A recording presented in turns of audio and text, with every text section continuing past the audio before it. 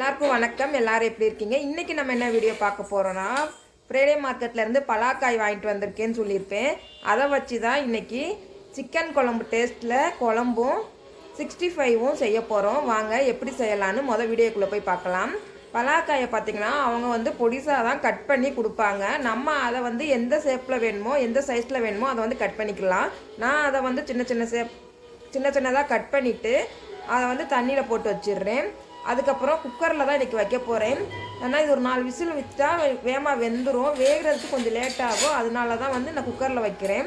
நம்ம சிக்கன் குழம்பு நார்மலாக எப்படி வைப்போமோ அதே மாதிரி தான் சிக்கனுக்கு பதிலாக பலாக்காய் போட போகிறோம். நான் ஃபஸ்ட் டைம் செய்கிறேன். ஆனால் செஞ்சு சாப்பிட்டு பாருங்கள். இங்கே ஹிந்திக்காரங்க நிறைய பேர் இது வாங்கி செய்வாங்க. அவங்க நல்லா இருக்குன்னு சொல்லியிருக்காங்க. அதனால் வாங்கி செய்யலாம்னு செஞ்சுருக்கேன். நான் இதை செஞ்சுட்டு எப்படி இருக்குன்னு சொல்கிறேன். எண்ணெயை ஊற்றிடுவோம். அடுப்பு பற்ற வச்சுட்டு குக்கரை வச்சாச்சு. தேவையான அளவுக்கு எண்ணெய் ஊற்றிட்டு தாளிக்கிறதுக்கு பட்டை, ஏலக்காய், கிராம்பு, அன்னாச்சிப்பூ, கிராம்பு இதெல்லாமே போட்டுமா அதெல்லாம் போட்டு நான் எல்லாத்தையுமே ஒரே டப்பாலாம் மொத்தமாக போட்டு வச்சுருப்பேன். தேவையான அளவுக்கு 2 எடுத்து போட்டுக்கிடுவேன். இதெல்லாம் போட்டதுக்கப்புறம் பொரியட்டும். பொரிஞ்சதுக்கப்புறம் இதில் என்ன ஆட் பண்ணணும் அப்படின்னு பார்த்தீங்கன்னா, வெங்காயத்தை பெரிய வெங்காயமாக இருந்தால் 1, சின்ன வெங்காயமாக இருந்தால் 2 எடுத்துக்கிடுவோம். பொடிசாக நறுக்கி வச்சுக்கிடணும். பொடிசாக நறுக்கி வச்சதுக்கப்புறம் இது நல்லா பொரியட்டும். கீழே பாருங்கள், எண்ணெயை பாருங்கள், நல்லா பொரியுதா. பொரிஞ்சதுக்கப்புறம் தான் வெங்காயம் போடணும். உடனே போடக்கூடாது. வெங்காயம் சேர்த்துக்கிறேன். நான் பெரிய வெங்காயம் ஒரு வெங்காயத்தை நல்லா கட் பண்ணி வச்சுருக்கேன். அதை ஒரு வெங்காயம் மட்டும் ஆட் பண்ணிக்கிறேன். வெங்காயத்தை போட்டுட்டு கொஞ்சம் இதை வதக்கிக்கிடுவோம். உண்மையாகவே சொல்கிறேங்க, இது சிக்கன் டேஸ்ட்டில் இருக்கும். இது எதுக்காக எனக்கு கொடுத்துருக்காங்க. நான் சாப்பிட்டு பார்த்துருக்கேன். அப்புறம் எப்படி செய்யணும்னு சொல்லிட்டு நான் பார்த்து நான் ஃபஸ்ட் டைம் செய்கிறேன். இதை நம்ம குழம்பாகவும் செய்யலாம், கிரேவியாகவும் செய்யலாம், இல்லை ஃப்ரை மாதிரியும் பண்ணலாம். நம்ம சிக்கனை என்னெல்லாம் செய்வோம், மட்டன் என்னெல்லாம் செய்வோமோ அதே மாதிரி தான். அதுக்கு பதிலாக பலாக்காய் போட போகிறோம். இங்கே ரொம்ப ஃபேமஸுங்க. எல்லா கடையிலுமே இது கிடைக்குது. எல்லோரும் நிறைய பேர் வாங்குகிறாங்க. நான் பார்த்துருக்கேன். ஆனால் நான் வாங்கினதில் எனக்கு செய்ய தெரியாதுன்ட்டு இதுதான் ஃபஸ்ட் டைம் வாங்கி அவங்க சொன்னாங்கன்னு சொல்லி செஞ்சு பார்க்கலான்னு வாங்கினேன். அப்புறம் வெங்காயம் வதங்கினதுக்கப்புறம் தக்காளியும் போட்டு நல்லா வதக்கிக்கிடுவோம்.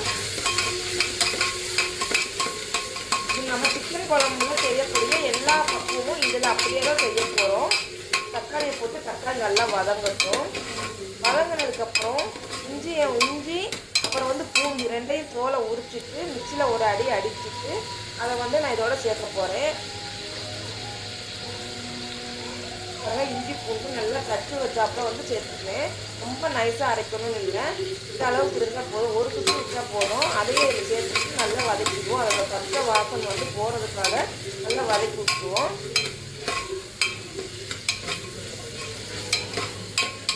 நல்லா வதங்கிடுச்சு. இது வதங்கினதுக்கப்புறம் இதில் நம்ம அந்த பலாக்காயை ஒரு தடவைக்கு 2 தடவை நல்லா தண்ணியில் கழுவிடுவோம். அவங்க தண்ணி பக்கத்தில் வச்சுருப்பாங்க. அதில் கழுவி தான் வெட்டி தருவாங்க. நம்ம வீட்டில் கொண்டு நம்ம தண்ணியில் ஒரு 2-3 டைம் நல்லாவே வாஷ் பண்ணி எடுத்துருவோம். நல்லா கழுவிட்டு இதில் நான் பாதி தான் குழம்புல போட போகிறேன். பாதி நான் 65 செய்கிறதுக்காக எடுத்து வச்சுடுறேன். அதனால் பாதி மட்டும் உங்களுக்கு காமிக்கிறேன். நான் இந்த ஷேப்பில் வெட்டியிருக்கேன். இதை விட பொடிசாக வெட்டினாலும் நம்ம எடுத்து சாப்பிட்ற லெவலுக்கு இருக்காது. பெருசாக வெட்டினாலும் நல்லா இருக்குது அப்படிங்கிறதுனால நார்மல் சைஸில் வெட்டியிருக்கேன். இப்போ நான் அந்த பலாக்காயை போட்டு ஒரு வதக்கிக்கிறேன்.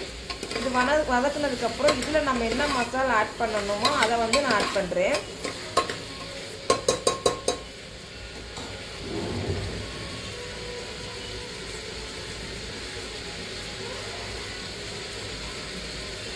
ஒரு செகண்ட் 2 செகண்ட் இப்படியே விட்டிங்கன்னா அதிலே வதங்கிடும். அதுக்கப்புறம் ஒரு 1/2 ஸ்பூன் மிளகாத்தூள் உங்கள் காரத்துக்கு ஏற்ற மாதிரி போட்டுக்கலாம். 1/2 ஸ்பூன் மிளகாத்தூள். மிளகாய் வேணும்னா கூட நீங்கள் போட்டுக்கலாம். நான் மிளகாய் போடல, மிளகாத்தூள் தான் போடுறேன். மிளகாத்தூள். அதுக்கப்புறம் ஒரு சிட்டிகை அளவுக்கு மஞ்சள்தூள் சேர்த்துக்கிறேன். நான் எந்த அளவுக்கு வேணுமோ அதிலே அந்த அளவுக்கு ஸ்பூன் போட்டு வச்சுருப்பேன். இப்போ பார்த்திங்கன்னா மஞ்சள்தூள் நம்ம நிறைய சேர்க்க மாட்டோம். அதனால் அந்த சிட்டிகை அளவு தான் வச்சுருப்பேன். ஒரு சிட்டிகை அளவுக்கு மஞ்சள்தூள். அதுக்கப்புறம் இதில் உப்பு தேவையான அளவுக்கு இதில் ஆட் பண்ணிடுவோம். உப்பு ஆட் பண்ணோம்னா இன்னும் கொஞ்சம் வேகமாக குக் ஆயிரும்.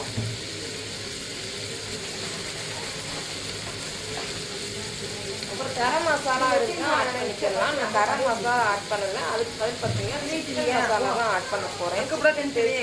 சிக்கன் மசாலா ஆட் பண்ண போகிறேன்.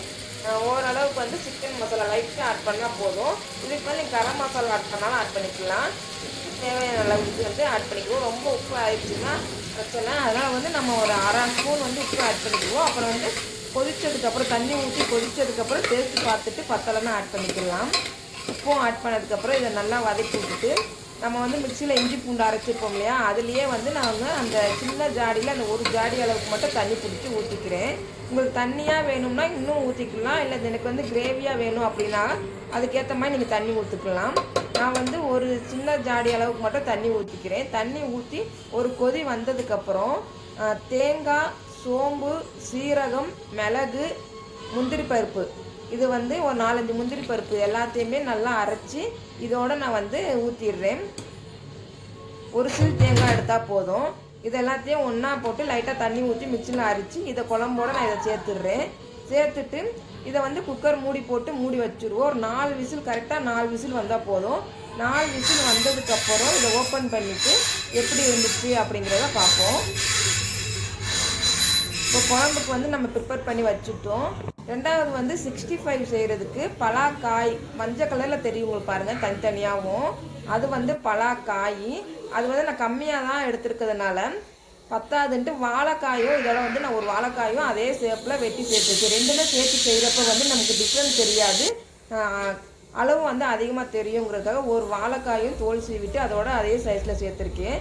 இதில் பார்த்தீங்கன்னா கொஞ்சமாக உப்பும் ஒரு சிட்டிகை அளவுக்கு மஞ்சத்தூளும் போட்டு தண்ணி ஊற்றி அடுப்பை பற்ற வச்சுட்டு வேக வச்சுருவோம். ஏன் வேக வைக்கிறேன்னா பலாக்காய் வந்து ரொம்ப வந்து இருக்கலாக இருக்கும், லைட்டாக அப்படியே பொரித்தோம்னா வந்து கின்னுன்னு இருக்கும், சாப்பிட முடியாது.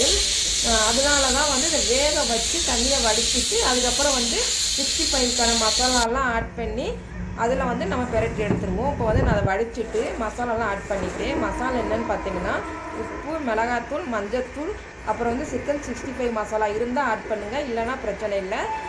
கார்ன்ஃப்ளவர் மாவு, அரிசி மாவு இது எல்லாத்தையுமே ஆட் பண்ணி இந்த இதையும் பார்த்தீங்கன்னா மிக்ஸ் பண்ணி வெயிலில் வச்சுருக்கேன். வெயிலில் வச்சோம்னா அதோட ஈரத்தன்மை எல்லாமே இழுத்துரும், நல்லா வந்து மாவு ஒட்டிக்கிறோம்.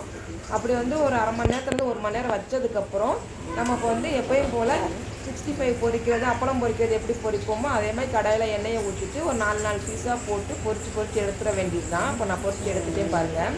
இதில் வந்து பலாக்காய் அப்படிங்கிறது நிஜமாகவே சொல்கிறேன் சிக்கன் மாதிரியே இருக்கும். இப்போ பாருங்கள், உடச்சி காமிக்கிறேன். உள்ளே பாருங்கள் எப்படி இருக்குது, நாராக வருது. நானும் அப்படி தான் பார்த்தேன். உடச்சி பார்த்தா உள்ளே அப்படியே ஒயிட் கலரில் நார் மாதிரி இருக்குது. இது வாழைக்காய் உடைங்க ஈஸியாக உடஞ்சி பஞ்சு மாதிரி இருக்குது, மாவு மாதிரி. 65 வந்து இப்போ ரெடி ஆகிடுச்சு. குழம்பு வந்து நான் குக்கரில் இருந்து எடுத்து வேறு பாத்திரத்துக்கு மாற்றிட்டேன். நான் வந்து கொஞ்சம் தண்ணியாக தான் வச்சுருக்கேன், ஏன்னா சாப்பாட்டு தோசைக்கு எல்லாத்துக்குமே வேணும் அப்படிங்கிறதுக்காக வச்சுருக்கேன். இப்போ நான் இதில் இருக்கக்கூடிய அந்த பலாக்காயை உங்களுக்கு உடச்சி காட்டுறேன் பாருங்கள். அதை உடைக்கிறப்பயே உள்ளே பார்த்தீங்கன்னா ஒயிட் கலரில் சக்கையாக இருக்கிற மாதிரி தான் தெரியும். இதே மெத்தடில் நீங்கள் செஞ்சு பாருங்கள். செஞ்சு பார்த்துட்டு உங்களுக்கு எப்படி இருந்துச்சு, டேஸ்ட் பிடிச்சிருக்கா அப்படின்னு கமெண்ட் பண்ணுங்கள். இப்போ நானும் சாப்பிட போகிறேன். சாப்பிட்டு இங்கே பாருங்கள் உள்ளே பார்த்தீங்களா எப்படி இருக்குது, அந்த சிக்கனோடைய நார் மாதிரியே இருக்குது பார்த்தீங்களா. சிக்கனை பிடிச்சோம்னா உள்ளே இந்த மாதிரி தான் இருக்கும், அதே மாதிரி தான் இருக்குது. இப்போ நான் வந்து சாப்பாடு போட்டு குழம்பு ஊற்றியாச்சு, ப்ரேயும் வச்சாச்சு. நான் சாப்பிட போகிறேன். நல்லா தான் இருக்குது, பாப்பாங்களுக்கும் ஊற்றி விட்டாச்சு. நீங்கள் இதே மாதிரி செஞ்சு பார்த்துட்டு எப்படி இருக்குன்னு மறக்காமல் கமெண்ட் பண்ணுங்கள். பிடிச்சிருந்தா லைக் மட்டும்